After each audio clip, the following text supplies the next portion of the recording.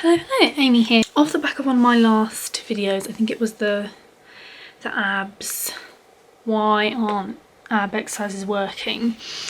I've had quite a few people ask about what is calorie deficit. I know this buzzword is going around all about the moment, and every fitness person seems to say, look, you're doing it wrong if you don't know what calorie deficit is, but I'm going to try and explain it because no one seems to make it very clear.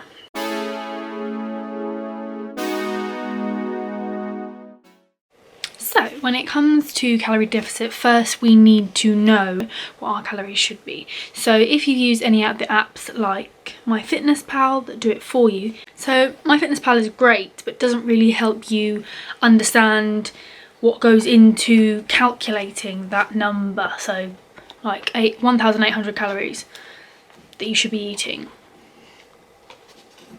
What does that mean? So we're going to work out the calories. You're going to hopefully work out your calculation too. And then I hope it's going to help to understand how calorie deficit comes into calorie intake and then losing fat.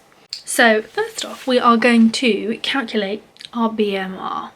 So BMR is basal metabolic rate, and that is the amount of energy your body needs while at rest. So the amount of energy and calories you need to do nothing, to just sit there and do nothing. In general, men have a higher BMR than women do, and it's about 60 to 70% of your daily calories. So 2 pieces of information we need to work out our BMR is firstly what you weigh. So if you don't know what you weigh, go weigh yourself, and it needs to be in pounds. So if you don't know what it is, I use kgs, so I had to convert it to pounds. Convert it into pounds, and then your height, and it needs to be in inches as well. So Google that, convert that over. So the calculation to work out your BMR is, for women, 665 plus 6.3 times your body weight in pounds, plus 4.7 times your height in inches, minus 4.7 times your age in years, and that gets you your BMR. To make things easier, start by adding in your weight, height and age into those brackets. So firstly, starting off, I like to put my body weight in, then I'll add my height in, and then I'll add my age in. Then do the equations in the brackets to get the following. And lastly, if you add the first 3 numbers together and take away the last one, you will get your BMR. So next thing we need to do is times it by the exercise amounts that you can do in a day. So if you're a sedentary person, you don't really do much exercise, you sit down at your desk all day and you don't really do much exercise after that, you would times your BMR by 1.2. Then you do some light exercise here and there, you would times it by 1.375.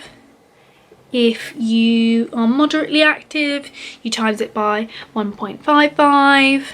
If you're very active, so that's 6 to 7 times a week, it would be 1.725 that we times it by. And lastly, if you're extra active, very hard training, you times it by 1.9. So the reason we're doing that is if we're doing loads of exercise in a day, it makes sense, we need more calories. Calories mean energy. So when we're doing exercise, you need that energy that's going to burn more calories, so you need to eat more, which is why it would make your calories go up.